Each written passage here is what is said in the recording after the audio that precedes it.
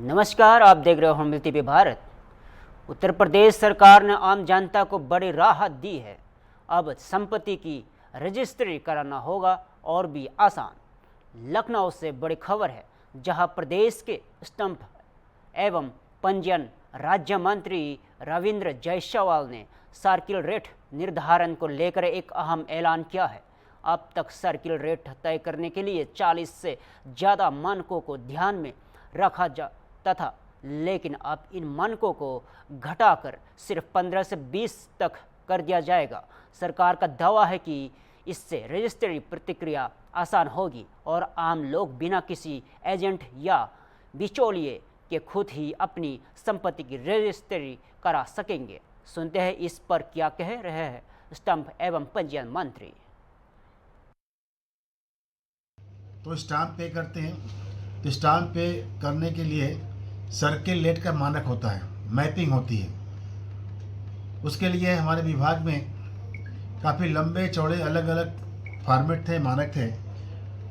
अब हम सब लोगों ने जनहित के लिए यह फॉर्मेट को किया है सरलीकरण, यानी कि किसी भी मकान, ज़मीन, प्लाट को खरीदने के लिए हमारे पास इसका सर्किल रेट क्या हो गए, यह करीब 30-40 पार्ट में बटे थे।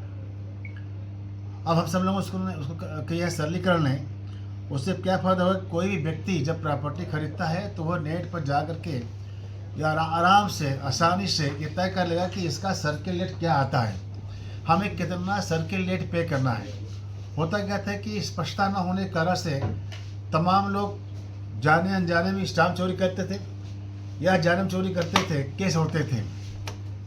अब हम इससे नियम बना देने से सरलीकरण होगा, स्पष्टता हो जाएगी और हर व्यक्ति खुद भी उसको कितना स्टाम्प पे करना है वह निकाल कर आसानी से स्टाम्प पे करेगा। यह उत्तर प्रदेश के लिए एक बहुत दिन से इंतजार किया हुआ यह जियो था, जो आज निकाल दिया गया है। अयोध्या का दीपोत्सव इस बार फिर इतिहास रचने को तैयार है। मुख्यमंत्री योगी आदित्यनाथ के नेतृत्व में अयोध्या के 26 घाटों पर 26,11,101 दीपों को जलाकर एक नया विश्व रिकॉर्ड बनाने की तैयारी अंतिम चरण में है। घाटों पर दीप सजाने का कार्य शुरू हो चुका है और अब तक 28 लाख से अधिक दीपों की खेत घाटों पर पहुंचाई जा चुकी है। अधिकारियों के मुताबिक दीप बिछाने का कार्य 18 अक्टूबर तक पूरा कर लिया जाएगा, जबकि 19 अक्टूबर को दीपोत्सव के दिन हजारों वॉलंटियर्स दीपों में तेल भरने, बत्ती लगाने और उन्हें प्रज्वलित करने का कार्य करेंगे। सुरक्षा और व्यवस्था को लेकर भी सख्ती बरती जा रही है। आई कार्ड के बिना घाटों पर प्रवेश की पूरी तरह वर्जित रहेगा। वॉलंटियर्स को विश्वविद्यालय प्रशासन द्वारा टी-शर्ट, कैंप और पहचान पत्र प्रदान किए जा रहे हैं। दीपोत्सव को सिर्फ धार्मिक आयोजन नहीं, बल्कि भारत के सांस्कृतिक आत्मा का वैश्विक प्रदर्शन बनाने की कोशिश हो रही है। मुख्यमंत्री योगी आदित्यनाथ खुद तैयारियों की निगरानी और समीक्षा कर रहे हैं। विश्वविद्यालय प्रशासन और स्वयंसेवी संगठन और ऐतिहासिक आयोजन को भव्य रूप देने को जुटे हैं।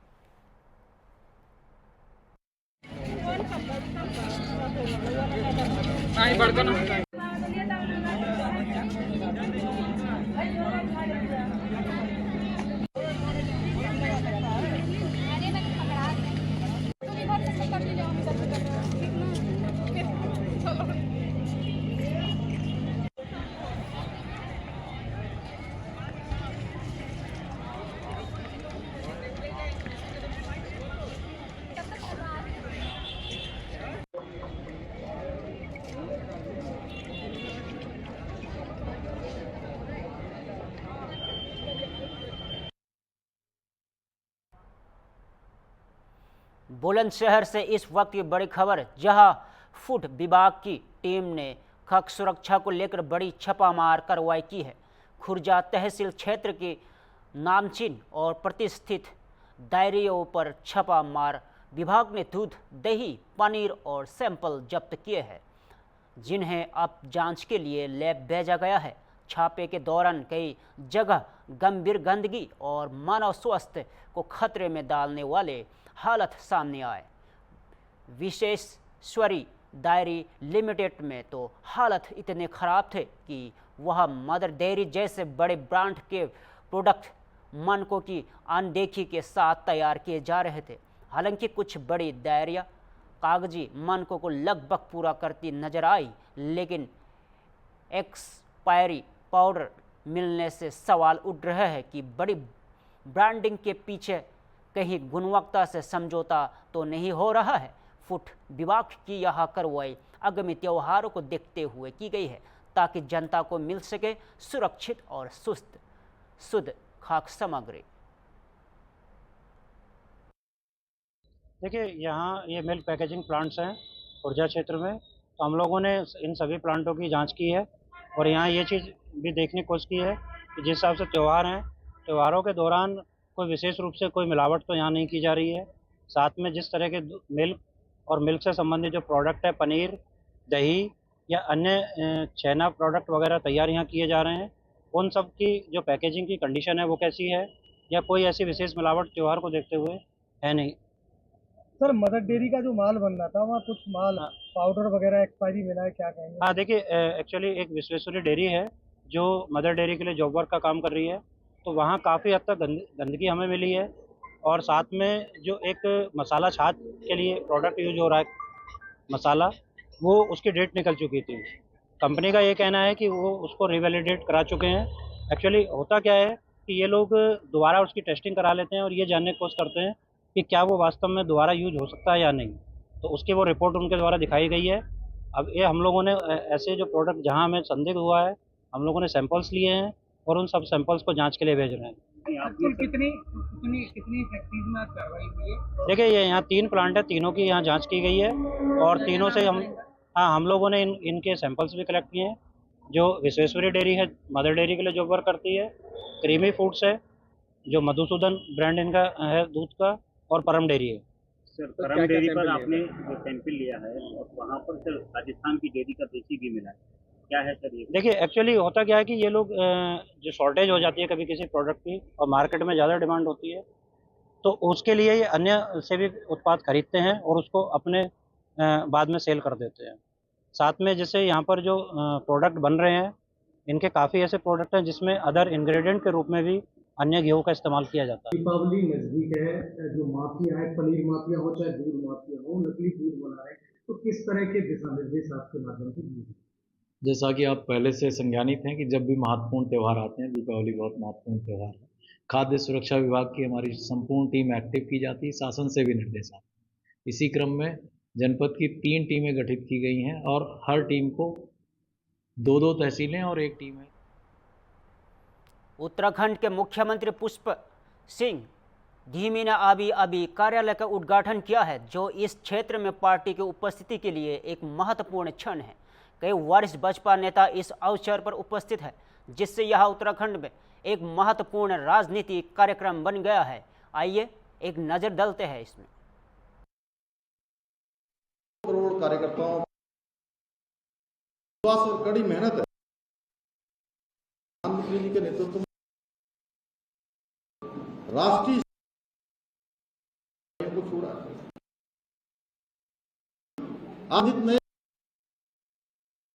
आज पूरी दुनिया के रूप का इंतजार दुनिया अपना कैसा रुख अख्तियार, आज वैश्विक स्तर पर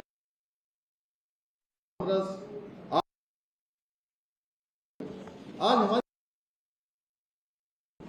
आर्मी, आज हमारी सनातन संपूर्ण विश्व के अंदर अपने से अग्रसर हो रहा है, से अग्रसर हो रहा है। लंबे वर्षों के बाद दिव्य मंदिर बनना हो, विश्वनाथ की नगरी महादेव,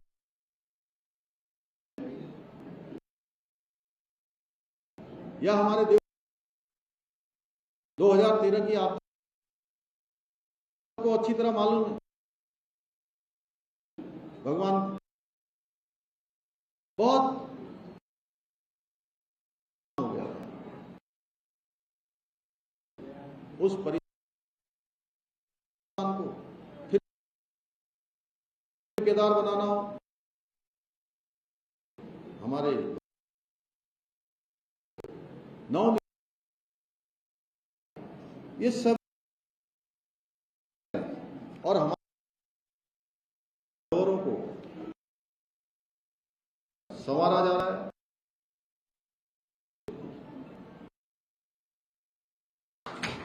वहीं श्री कश्मीर से धारा 300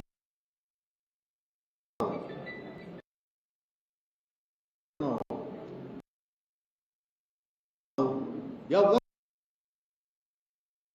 ऐसे कानून एक भारत परिकल्पना को साकार किया, अंत्योदय को, संविधान को पालन, धन योजना, योजना, प्रधानमंत्री मुफ्त राशन, कल्याणकारी समाज के मुख्य जीवन को भी आगे बढ़ाना तेजी से किया जा रहा है। ऐसे पहले मध्यम ऐतिहासिक कदम उठाए, मध्यम वर्ग को राहत, 75 मुक्त कर दिया गया है। जनरेशन के माध्यम से बल्कि इस को भी गति प्रदान है।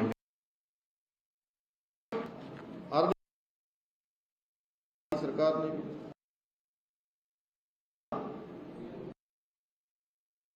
भी है,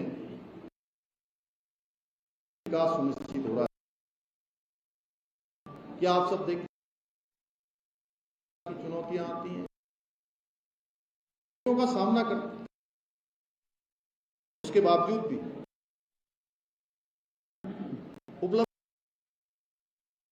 स्थापित किए हैं, पूरे देश में सुनाई दे रही का विषय है के द्वारा इसमें करने में। उत्तर प्रदेश के बलिया जनपद से इस वक्त की बड़ी खबर, सनसनीखेज खबर सामने आ रही है, जहां कोतवाली थाना क्षेत्र के जफलीगंज निवासी एक आभूषण व्यापारी पर दबंगों ने दिन दहाड़े जानलेवा हमला कर दिया है। पीड़ित युवक आयुष पुत्र अनिल कुमार ने बताया है कि उसकी आभूषण की दुकान काशीपुर में है। शनिवार को दोपहर लगभग 2 बजे विकास नामक युवक और उसके साथी दुकान में घुसे, पहले गाली गलौज की, फिर लोहे की रॉड से सिर पर हमला कर दिया। इस हमले में आयुष गंभीर रूप से घायल हो गया और उससे इलाज के लिए हॉस्पिटल में भर्ती कराया गया है। पीड़ित का आरोप है कि हमलावरों ने उससे जान से मारने की धमकी भी दी और पूरी वारदात दुकान में लगे सीसीटीवी कैमरे में कैद हो गई और आयुष ने कोतवाली पुलिस को तहरीर दी है और न्याय की गुहार लगाई है। तो आइए सुनते हैं घायल व्यापारी आयुष ने क्या कहा। सोनी, मेरा दुकान काशीपुर में है। मैं वहाँ पर करीब 2 बजे के करीब बैठा था। सोने चांदी का दुकान है। सोने चांदी के है। क्या हुआ घटना? वहाँ पर मैं 2 बजे करीब में अपने दुकान पर बैठा था। 2 बजे करीब में वो लोग आए। कौन लोग आए? मेरे विकास सिंह नाम का एक लड़का है, वो अपने साथियों के साथ आए, सब 10-15 थे। सब आकर दुकान में घुस के दादा हथियार से चाकू छुरे सब लिए थे, सब मेरे को मारने लगे। मैं दुकान में अंदर बैठा था, दुकान के अंदर ही मारे सब। उसको मारते समय मारे सब। उसके बाद से मैं भागने की कोशिश किया, जान बचा कर भागा वहाँ से। जाते जाते मेरे सोने के चैन 12 ग्राम का था, वो लेकर भाग गए।